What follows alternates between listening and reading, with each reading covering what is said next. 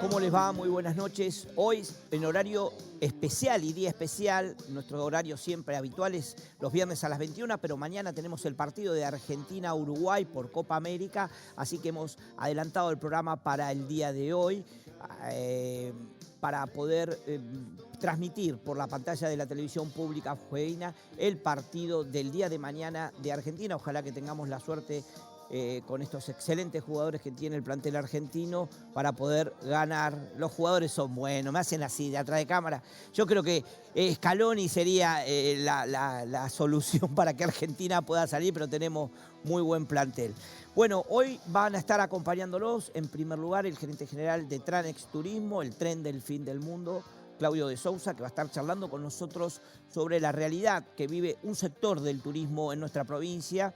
Ya hemos estado la semana pasada con el presidente del Instituto Fueguino de Turismo, Dante Kerciales, que nos ha hecho un escenario de cuál es la realidad de esto que está pasando en pandemia, la incertidumbre que genera la actividad turística al no poder saber qué es lo que está sucediendo con la pandemia en la provincia, en el país y en el mundo, ¿no? Porque nosotros dependemos también de un turismo interno, de un turismo nacional, pero muy dependiente en los últimos años, antes de la pandemia, al turismo internacional, a la llegada de cruceros, al arribo de los brasileros, por ejemplo, que eran turistas que llegaban a la provincia de Tierra del Fuego en muy buena cantidad, tanto en el invierno como en el verano. Bueno, vamos a estar dialogando con él. Posteriormente nos va a estar acompañando la ministra de Salud de la provincia, Judith Di Giglio, que nos debe la visita del programa anterior. Hoy va a estar presente con nosotros, se ha hecho un tiempo, hace pocos días se llevó adelante el COFESA en la ciudad de Buenos Aires, que es esta reunión que llevan todos los ministros del país conjuntamente con la ministra nacional, y vamos a estar dialogando con ella con las últimas novedades sobre el COVID, pero otros temas más que también vamos a desarrollar. Y por último, vamos a estar en comunicación directa con Javier Calizaya, concejal por Forja de la ciudad de Río Grande, que nos va a estar hablando también de la actividad del Consejo Deliberante y en particular de su bancada de la ciudad de Río Grande, como siempre lo hacemos, tratando de integrar a toda la provincia de Tierra del Fuego con los protagonistas, y ojalá que en el corto plazo podamos volver con el programa en forma directa y hacerlo también desde la ciudad de Río Grande, como lo hemos hecho otros años. Vamos a ir a un breve corte, sin antes decirle que en la tarde de hoy, en la comisión número 2 que preside el legislador Federico Ciurano, de la Unión Cívica Radical, la Comisión de Economía, estuvo presente el ministro de Economía de la provincia. Esto era una charla que se debía con los legisladores provinciales sobre el tema coparticipación en la provincia. Bueno, yo estuve algunos minutos, después ya tuve que venir para preparar el programa del día de hoy, y seguramente en el programa que viene vamos a tener novedades de este informe que ha presentado el ministro de Economía. Lo hemos invitado para que participe de nuestro espacio y podamos charlar con él, y bueno, vamos a saber en definitiva cómo va a terminar de verse este tema de la coparticipación, si hay atrasos, si no hay atrasos, si correspondía o convenía la intervención de la justicia o no. Veremos cómo se sigue desarrollando este tema que es tan importante para la provincia de Tierra del Fuego. Vamos a ir a un breve corte y en minutos más con nuestro primer invitado. Quédense ahí, ya volvemos.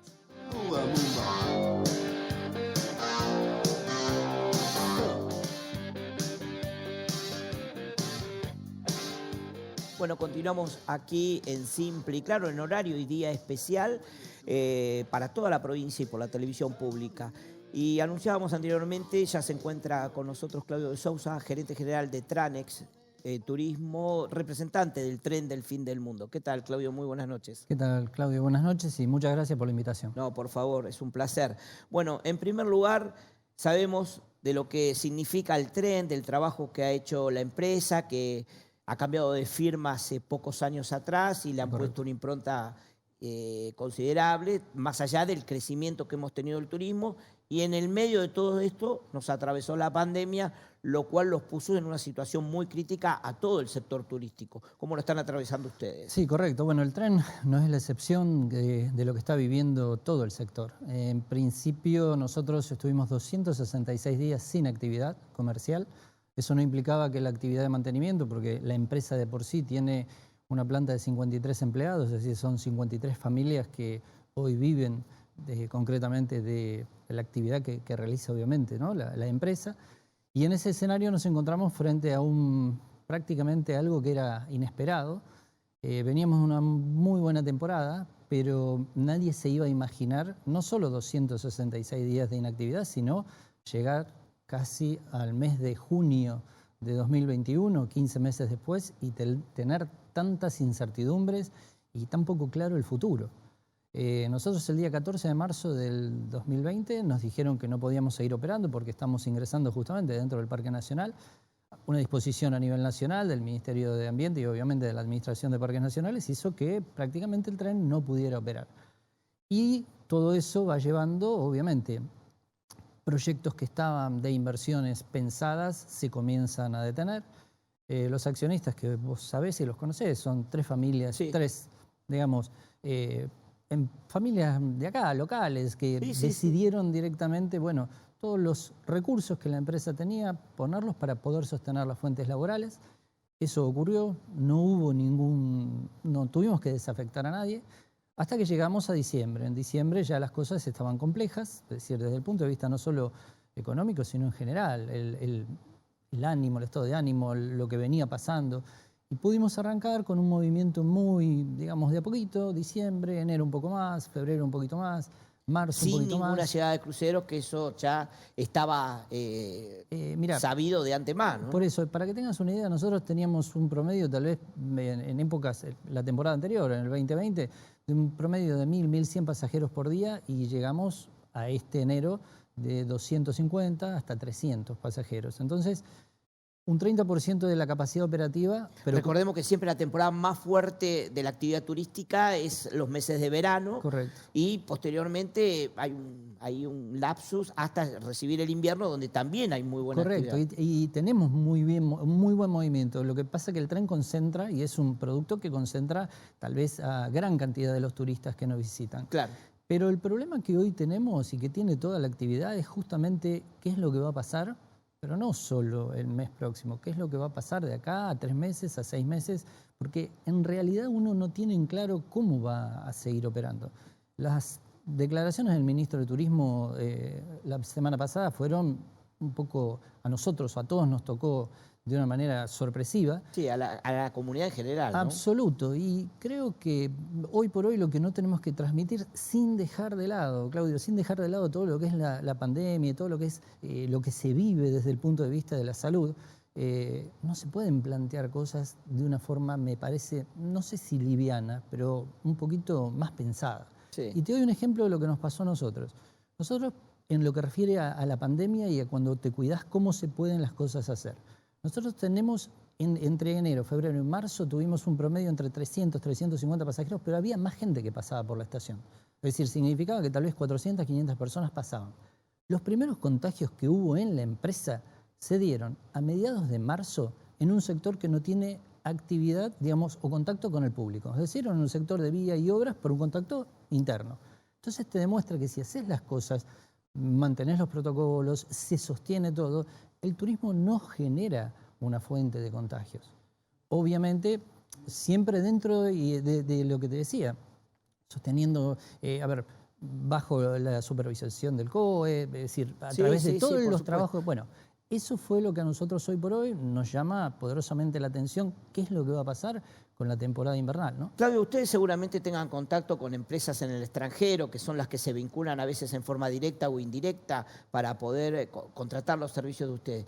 ¿Cómo está el resto de la actividad turística en el mundo, por ejemplo? En el mundo hay lugares que ya comenzó.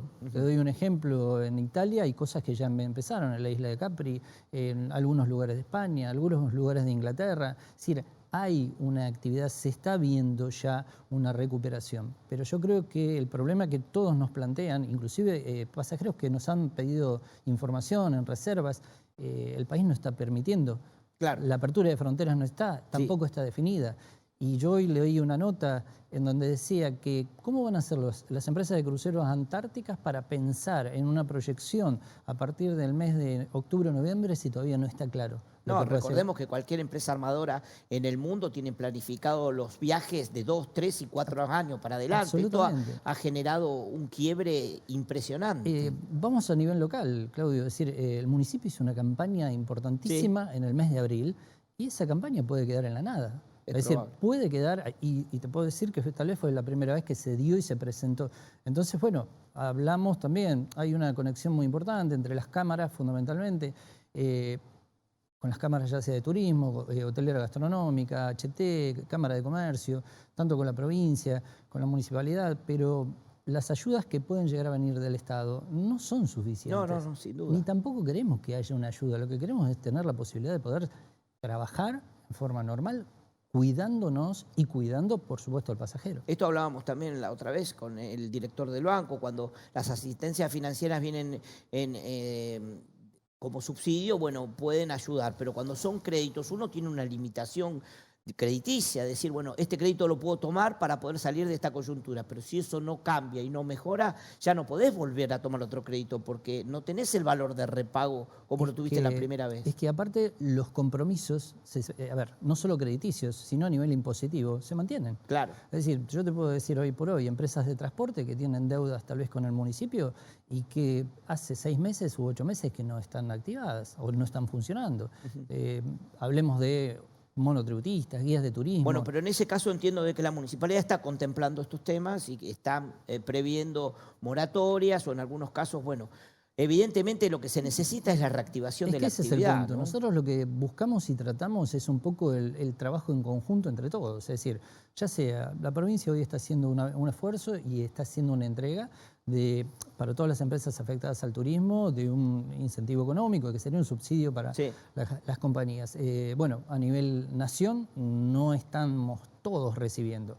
El famoso ATP se recibió en parte, algunos ahora con el Progreso 2 no lo están. Nosotros, por ejemplo, hasta este mes que pasó lo recibimos, de ahora en adelante no lo recibimos más. Y eso afecta indefectiblemente el futuro, porque esto es como una economía familiar. Vos sacás hasta el día que no hay más. Y cuando no hay más, ¿cómo se sigue? Han activado ustedes un sistema de venta local, digamos, ¿no? Correcto. Promocionando al turismo de la gente de la ciudad de Ushuaia. Bueno, ¿cómo funcionó eso? Porque también eso puede ayudar. A veces uno piensa, pero claro, es limitado, porque el que va una vez ya no va a volver. Hoy por hoy, Claudio, el turismo local, más allá de que siempre y nosotros estamos agradecidos que el residente venga y nos visite. Vos sabés muy bien que hicimos un cambio fundamental con esta nueva administración desde octubre del 2017 a la fecha en lo que refiere a todo lo que es el trato, y no solo eso, sino cómo hacer llegar y cómo hacer que el residente se sienta parte del tren.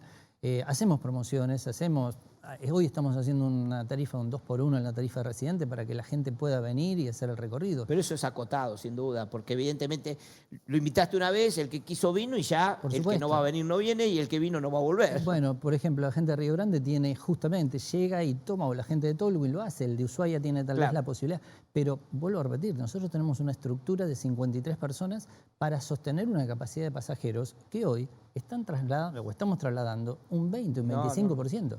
Y ahí es donde empieza a correr o ponerse en riesgo las fuentes de trabajo. Sin ninguna duda. Eso es lo problemático. Claudio, bueno, muchísimas gracias por acompañarnos. Ahí estuvieron acompañándonos imágenes de apoyo también, así que ojalá que esto se vuelva a su carril normal, como diríamos en el ferrocarril, y que se pueda encaminar para poder volver a los niveles que nos va a llevar seguramente un tiempo, pero por lo menos que se vayan recuperando.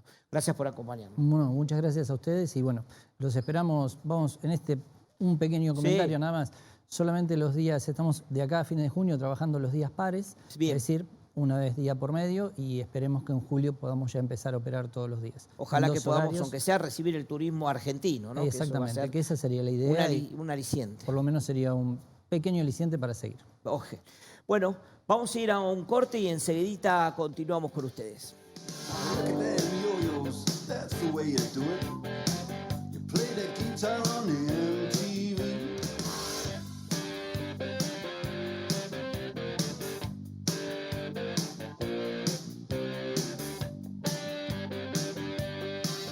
Continuamos aquí en nuestro segundo bloque del programa de hoy, Simple y Claro, en este día y horario especial. Y como lo anunciábamos en la apertura, ya nos encontramos con la ministra de Salud de la provincia de Tierra del Fuego, la doctora Judith Di Giglio. Doctora, muy buenas noches, gracias por su participación y gracias por acompañarnos. Muy buenas noches, gracias a ustedes por la invitación.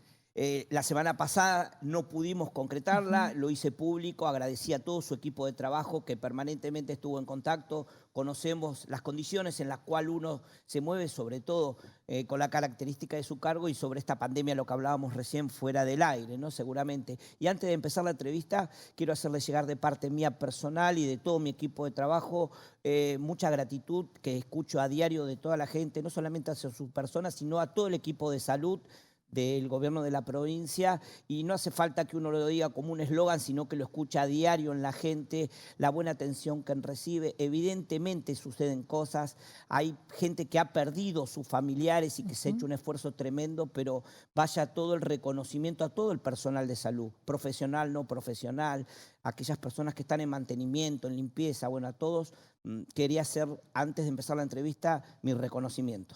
Muchas gracias. La verdad que son 500 días, quizás un poco más, que el sistema sanitario convive con mucho trabajo, triplicando su trabajo, su esfuerzo y además convive con el dolor, ¿no? Entonces, las felicitaciones o el agradecimiento es muy importante para poder seguir adelante. Como lo dijo usted, para todo personal del equipo de salud, cada uno desde su rol cumple una función muy importante. Doctora, vayamos a algunos de los puntos, tenemos varios para poder analizar hoy con usted. Usted ha sido una persona muy presente en los medios, por lo cual la gente se mantiene informada de lo que está aconteciendo con el tema, sobre todo vacunación, que es tan importante para poder prevenir las muertes. ¿Cómo estamos hoy en la provincia de Tierra del Fuego? Hace pocos días usted participó de COFESA, ya vamos a hablar, que es la convención nacional de todos los ministros de salud juntamente con la ministra nacional, pero en primer lugar, ¿cómo estamos hoy por hoy con la vacunación en la provincia? Bueno, una de las acciones que más gratitud nos deja, ¿no? Vacunar es siempre esperanza, es alegría, es dar a toda la población la esperanza de que estamos iniciando el principio del fin. En el día de hoy son más de 55.000 personas en la provincia las que ya han recibido al menos una dosis de vacuna y más de 16.000 las que ya tienen el esquema completo. Si nosotros hablamos de la población mayor de 18 años, que es la que por el momento contempla el plan de vacunación, estamos alrededor del 50% de la cobertura de la población mayor de 18 años, así que tenemos un porcentaje de vacunación importante. Por supuesto que hay mucha gente que espera todavía que la franja que va desde los 30 a los 40 o desde los 35 a los 40, que es la franja con la que continuaremos luego de finalizar con los 40, hay más personas. Cada vez que vamos descendiendo son más personas las que pertenecen a ese quinquenio, pero la verdad es que venimos muy bien. Es muy importante resaltar que la gente se está vacunando y eso forma parte del compromiso social, el vacunarse, el acercarse a vacunarse, y tenemos un número importante de personas vacunadas, en este momento vacunando a los mayores de 40 años. Más allá de todo, ha quedado demostrado en el mundo, ¿no?, la cantidad de millones de personas vacunadas, cómo ha protegido esta vacunación el evitar morirse, no contagiarse, que esto es lo que a veces, muchas veces se confunde la gente, ¿no? Al estar vacunado hay que seguir manteniendo el resguardo para no contagiar, porque uno puede estar vacunado, pero a su vez puede contagiar. ¿Esto es así? Sí, sobre todo en un momento de circulación viral tan alto como el que tenemos en nuestro país. Con el tiempo, la vacunación también va a disminuir el número de contagios y el número el número de casos y la circulación viral. Podemos observar en el resto del mundo, el otro día mirábamos con mucha esperanza y alegría en Israel que ya no se usaban barbijos los niños festejando porque volvían a su normalidad, ¿no? Entonces, esto también va a suceder en nuestro país, pero para poder llegar a esto tenemos que, además de vacunar, disminuir la circulación viral, porque en este momento el virus, quizás no en nuestra provincia, pero en la gran mayoría del país, circula a una velocidad superior a la que circuló en la primera ola. Entonces, al haber tanta circulación viral, por supuesto que la vacuna, como decimos siempre, en esta etapa disminuye la morbimortalidad, no así la transmisión, pero provoca además cuadros muy leves generalmente, y cuadros que incluso que las personas ni siquiera los alertan los síntomas. Entonces, además, no se testean, Claro. porque son cuadros muy leves. Entonces, es muy importante, a pesar de estar vacunado, mientras estemos con esta circulación viral, seguir cuidándonos. El día martes, cuando llegó la reunión en Buenos Aires en COFESA, se ha incorporado también a las mujeres en gestación. ¿Qué me puede decir al respecto? Porque esto fue una decisión de COFESA a nivel nacional. Sí, son cambios que se van realizando a nivel mundial. Nosotros observábamos en un inicio que, a diferencia del virus de la influenza, el virus de la gripe, que una de la población objetivo para la vacunación son las personas embarazadas, no sucedía esto con el COVID. La realidad es que ahora, con este aumento de la circulación viral, hemos visto como personas susceptibles también a poder padecer cuadros más graves a las embarazadas, e incluso en nuestra terapia hemos tenido embarazadas internadas en terapia, las cuales hubo que realizarle una cesárea en la terapia intensiva, internadas en terapia intensiva, por lo cual primero se decidió incorporar a las embarazadas con factores de riesgo, y ahora, a partir de este Consejo Federal, la mujer embarazada forma parte de la población objetivo. Nosotros estamos con el Ministerio de Salud y con el área de inmunizaciones, viendo de qué manera en las próximas semanas, con la llegada de nuevas dosis, porque estas dosis ya teníamos los turnos asignados a los mayores de 40, de qué manera y dónde van a poder inscribirse las mujeres embarazadas. Aparte de todo el tema COVID que nos llevaría a todo el programa, también hay una cuestión de salud cotidiana, permanente, que hay que atender, doctora. Como en algún momento la Organización Mundial de la Salud había recomendado no acercarse a los hospitales o a los centros de salud hasta tanto esto pasara, bueno, usted lo dijo, más de 500 días. ¿Qué podemos recomendar hoy para aquellas personas que por ahí sienten algún síntoma, abandonaron algún estudio o algún tratamiento? Porque ¿cómo se está manejando hoy la salud con respecto a este resto de la población? Bueno, como ustedes habrán podido observar, en la primera etapa de la cuarentena restrictiva en todos los países, no solo en nuestro país, se aconsejaba a la población a por unos meses no realizar los controles y solamente dirigirse cuando tenía una patología de urgencia. Este año, cuando se realizó la cuarentena en nuestro país y en la ciudad de Ushuaia, que fueron en la provincia, de Tierra del Fuego, que fueron poquitos días, nunca hemos interrumpido los controles o el funcionamiento del sistema sanitario. Pero, por supuesto, al ser siempre las mismas manos, pero con más trabajo, el hecho de tener que atender el COVID hace que todos los profesionales de la salud, porque todos forman parte de alguno de los del trabajo que se realiza con COVID, sea la oferta, haya disminuido la oferta, ¿no? Claro. La oferta de la posibilidad para realizar controles, la oferta de la posibilidad para tener un turno con un clínico, por ejemplo, para realizar un control de salud. Y esto no sucede en el sector público, sucede en el sector público y en el sector privado. Entonces, el consejo tiene que ser volver a empezar a realizar los controles. Esto se habló en el Consejo Federal de Salud. Vamos a planear en conjunto con el Ministerio de Salud de la Nación diferentes medidas o diferentes jornadas especiales para que las personas puedan acceder a, por ejemplo, a métodos diagnósticos de prevención, como puede ser un PAP o una mamografía en las mujeres, de manera simple, jornadas como realizamos el mes de la mujer, por ejemplo, bueno, donde las personas puedan llegar a obtener un turno fácilmente. Se están planeando diferentes campañas en los próximos meses, una vez que inicia a disminuir la circulación viral. Doctora, y una pregunta muy importante que seguramente ustedes la deben haber estado tratando.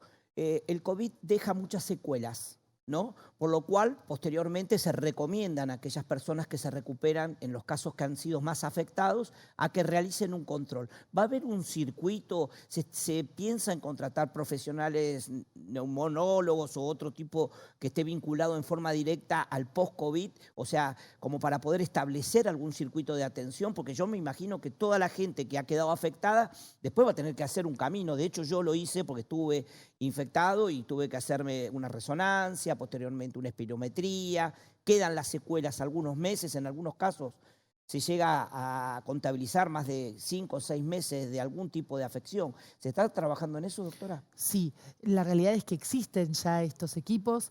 Si hablamos por ahí de contratar, hemos contratado todo el personal disponible. Tanto, repito, en el sector público como privado, existen, sobre todo, depende, como bien usted decía, el cuadro y la afección que haya tenido la persona, diferentes estudios que deben realizarse solo las personas que, por supuesto, hayan tenido un cuadro con muchos síntomas y que haya dejado secuelas, que es un número menor si lo comparamos con la totalidad de los casos. Y hay estudios, generalmente un médico clínico es el que atiende al paciente y al que lo va dirigiendo a las diferentes especialidades en base a la necesidad de cada paciente, pero esto se realiza tanto en el sector público como en el sector privado de la provincia. Sería una intervención normal, digamos. Aquellas personas que usted dice que ese sector es menor, se va a ver a un médico clínico y de ahí lo derivaría de acuerdo a sus daños que le haya quedado, perdón que uno no sepa expresarse profesionalmente, vaya derivado a las distintas... Por supuesto. Y además hay una rutina de estudios. Por ejemplo, generalmente se solicita luego un electrocardiograma, una placa de tórax. Son diferentes estudios que se solicitan en la recuperación. También hay personas que necesitan rehabilitación, kinesiología respiratoria, por ejemplo, aquellos que han estado quizás con asistencia respiratoria mecánica o con alto requerimiento de oxígeno por muchos días, necesitan tanto de una rehabilitación motora como respiratoria, kinesiología respiratoria y motora, y eso también se realiza en nuestra provincia. Son muchas las secuelas que pueden tener aquellas personas que han estado, sobre todo que han tenido una internación prolongada. Hace días atrás se inauguró junto a funcionarios nacionales el sanatorio modular que está al lado del puerto. Esto ha generado un nuevo lugar de atención médica, no solamente para el COVID, sino que después también creo que cumplirá funciones de hospital modular, pero para otro tipo de actividades. ¿Cómo está funcionando? Sí, la verdad que muy bien. La ciudad de Ushuaia tiene un grave déficit en infraestructura sanitaria desde hace mucho tiempo. Es una ciudad que creció mucho y que no creció de la misma manera la infraestructura sanitaria, y por supuesto que tener un hospital modular en el corto plazo, como lo hemos tenido tan rápido, es muy importante. Es más, esto nos permite realizar el testeo de manera eficaz. Se realiza el testeo a personas asintomáticas o a contactos estrechos en el 7º día y hay días que más de 100 testeos. Ahí estamos viendo imágenes de apoyo del centro modular, cómo funciona, ¿no? Hoy por hoy, ¿no? Sí. Sí, exacto, es un trabajo muy importante, y ahora lo hemos dividido en una parte para la atención de los pacientes con COVID y otra parte consultorios del Hospital de Río Grande iniciarán a atender también el modular. Las personas sacan el turno y después le dicen en qué lugar deben ser atendidas. Hay un plan de vitaminas ahora, la vitamina D, que es muy importante que nosotros lo remarquemos para que la población sepa a qué sector etario está dirigido y de qué se trata este plan de vacunación. No de vacunación, sino de vitamina D. La vitamina D sabemos que es muy importante para nosotros que vivimos en un lugar donde la exposición al sol es menor, si nos comparamos con otras provincias y con otro clima. En este momento se entrega vitamina D en los centros de salud a todas las personas menores de 18 años. Las personas pueden llamar y solicitar un turno, también hay un WhatsApp, según el centro de salud hay diferentes maneras de poder adquirir a un turno para retirar la vitamina D, y lo mismo sucede con todas las mujeres embarazadas. El programa alcanza embarazadas, es un programa nacional que alcanza embarazadas y niños desde el año hasta los 18 años. Doctora, ¿cómo está la ocupación de UTI en la provincia de Tierra del Fuego en el día de hoy? Bueno, podemos decir que la ocupación con patología COVID es muy baja si la comparamos con días anteriores, semanas anteriores y con la primera ola. La situación en nuestra provincia epidemiológica, si bien continúa siendo de transmisión comunitaria, algo que caracteriza por el momento a nuestra provincia es que el pico de la primera ola ha sido superior, muy superior al pico de la segunda ola. Esto no es lo que está sucediendo en el resto del Claro. país. Si bien hemos tenido una ocupación hospitalaria de terapia intensiva bastante alta en algunos momentos, que rondó el 80%, en este momento pacientes internados por COVID en la provincia hoy, si contábamos sector público y privado en la provincia y contábamos camas de clínica médica y de terapia intensiva, hablábamos de 20 pacientes en toda la provincia. Ustedes piensen que en algunos momentos hemos llegado a tener solo 70 en el hospital de Río Grande. Claro. Entonces, la ocupación hospitalaria de la terapia es buena, tenemos camas disponibles en toda la provincia. Que ojalá nunca se ocupen, ¿no? Exacto, ojalá nunca se ocupen. Y continuamos con un gran esfuerzo de todo el sistema sanitario, porque desde que llegó el COVID a nuestros hospitales, las terapias se han duplicado. Entonces tenemos una terapia para pacientes COVID y una terapia para pacientes no COVID, y esto, por supuesto, implica un gran esfuerzo para todo el personal. Doctora, se nos ha ido ya el tiempo, le agradezco muchísimo su acompañamiento, toda la información que le hemos brindado. Como siempre, las puertas de este programa están abiertas para lo que usted quiera informar o cualquiera de sus colaboradores que quiera participar lo pueden hacer. Nosotros siempre hemos recibido consultas, se las vamos a hacer llegar a su ministerio para aquellas personas que tengan algún tipo de duda. Sabemos que hay una muy buena información en el sentido de la comunicación. Sabemos cuándo llegan las vacunas, cómo se está vacunando la gente y bueno, le agradezco nuevamente su presencia con nosotros. A usted, muchas gracias. Con ustedes vamos a ir a un breve corte y en minutos más seguimos con más invitados.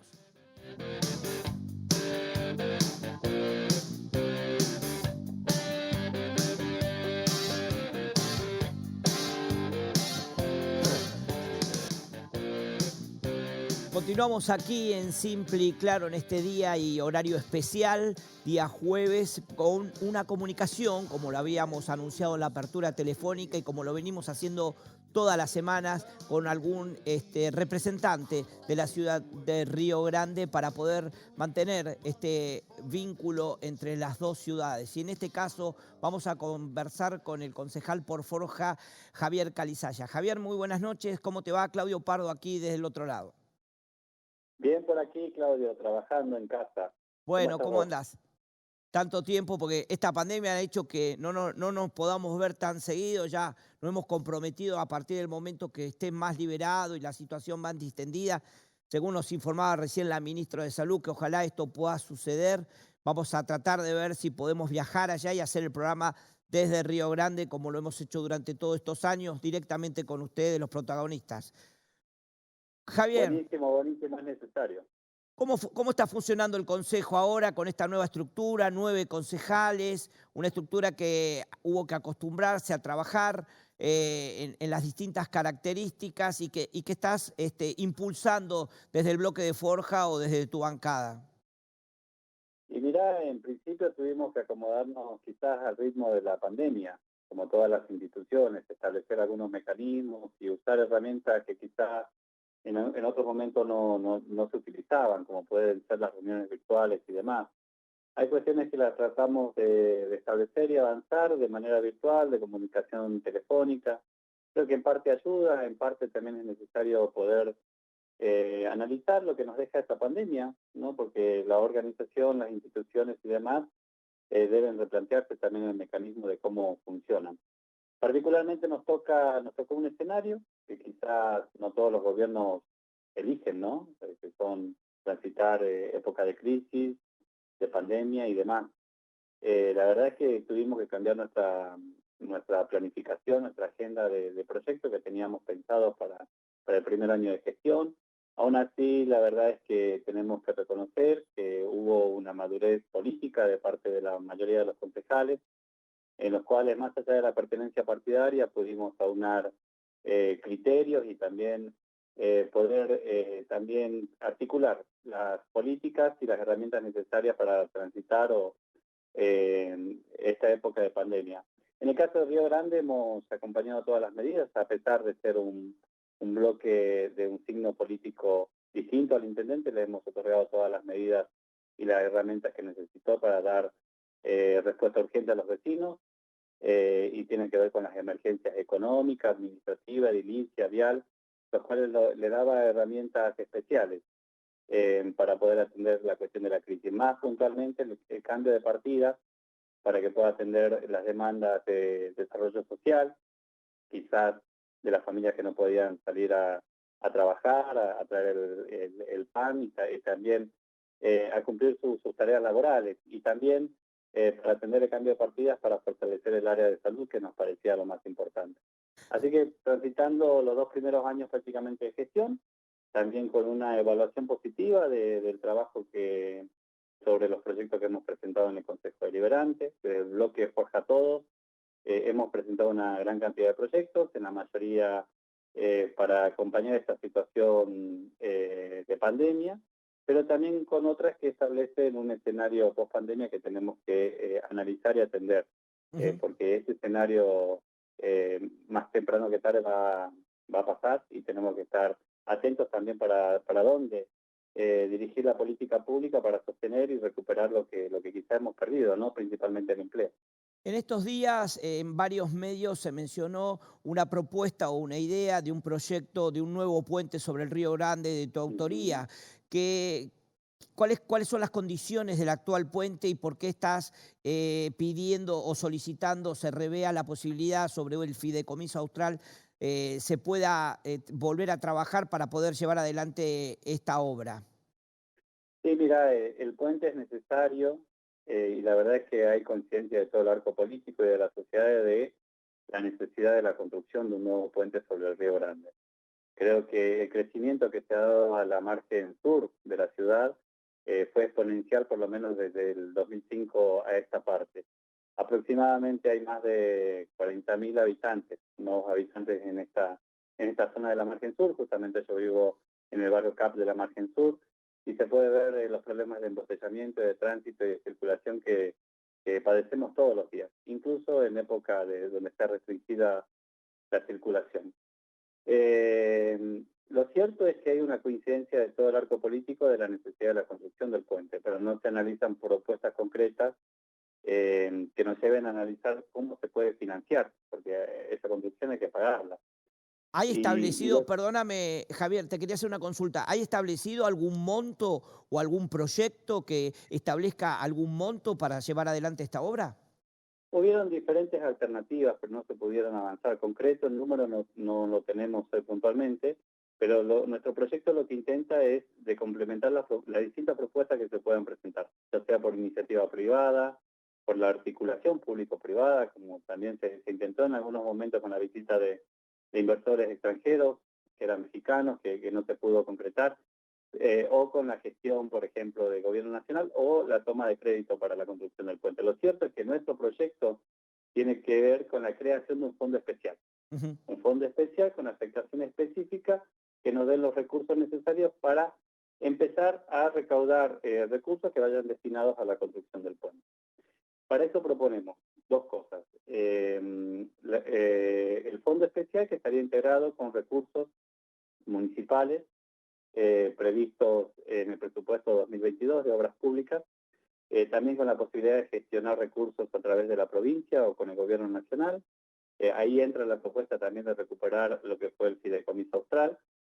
Y también establecemos una contribución por mejora, que es la contribución solidaria que todos los vecinos y vecinas de la ciudad podríamos aportar solidariamente. Quizás en lo individual de manera simbólica, pero que en la cantidad se hace un monto importante. Y proponemos aportar un peso por cada litro de combustible que se cargue en las estaciones de servicio o por metro cúbico de GNC. Estamos hablando de un peso en un promedio de valor del litro de combustible del orden del 90 pesos, 95 pesos.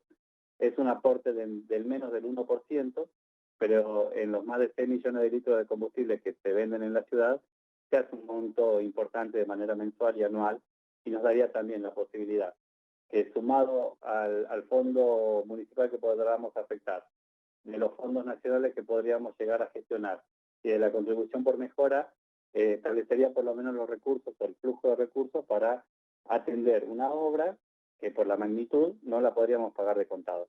Creo que eso está descontado hoy, no tenemos la capacidad de pagar de contado la construcción del puente. Pero sí, como es en la economía familiar, por ejemplo, se puede pagar en cuotas. Se puede financiar y se puede acceder, ya sea por la iniciativa privada, por la articulación público-privada o por la toma, la necesidad de un crédito. Este fondo puede suplir y podemos planificar con este fondo de cómo vamos a pagar esa financiación. Y me parece importante porque sí, después de por lo menos desde el 2005 que creció esta zona de la ciudad, todo el mundo reconoce la necesidad de la construcción del puente, pero no hemos avanzado y ya ha pasado 15 años. La verdad es que nos pone en el lugar de poder resolver cómo pagar una obra de que no va a venir por arte de magia. Claro. Javier, ¿hay alguna otra ordenanza que se esté trabajando para que tenga un tratamiento ahora en el corto plazo y que esté aprobada o por lo menos consensuada con la mayoría de los concejales? Creo que está la ordenanza también de dejar liberada a las personas mayores de 65 años de la limpieza de las veredas. ¿Esto es así? Sí, hay varios proyectos, volviendo un poco al punto anterior que vos me preguntabas del fideicomiso austral, que creo que es lo que vamos a tratar ahora desde nuestro bloque, tiene que ver con recuperar el acuerdo de promoción para la inversión y el desarrollo de Tierra del Fuego, así se llamaba formalmente, más conocido como fideicomiso austral. A nosotros nos parece importante que podamos tres cosas. Primero, reclamar lo adeudado, lo acumulado, porque durante la gestión del expresidente Mauricio Macri, junto con la exgobernadora Rosana Bertone, se dejaron acumular en el orden de entre 860 millones a 1.000 millones de pesos por año, que no se remitieron los fondos que correspondían al fideicomiso austral, que podrían ir destinados a la construcción del puente.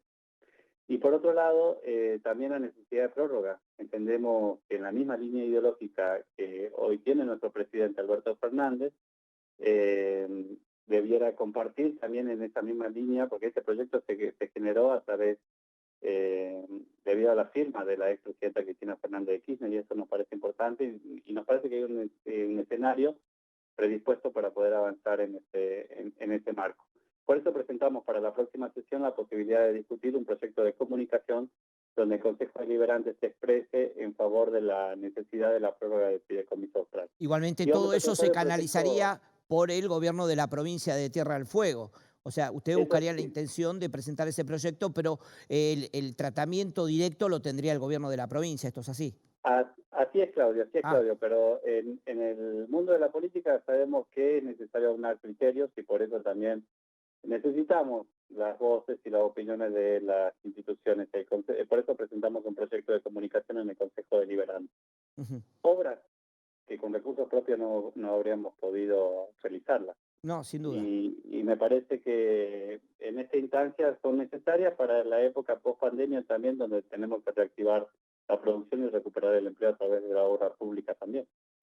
Javier, se nos ha acabado el tiempo, quiero agradecerte, probablemente lleguen algunas consultas y seguramente volvamos a estar en comunicación y ojalá que podamos hacer el programa desde allá, como te lo decíamos, para volverte a invitar y poder seguir charlando sobre las actividades del Consejo Deliberante en particular, con lo que te compete a vos, pero también de la problemática de toda la ciudad de Río Grande. Así que mis saludos, nos estamos viendo y muchas gracias por participar.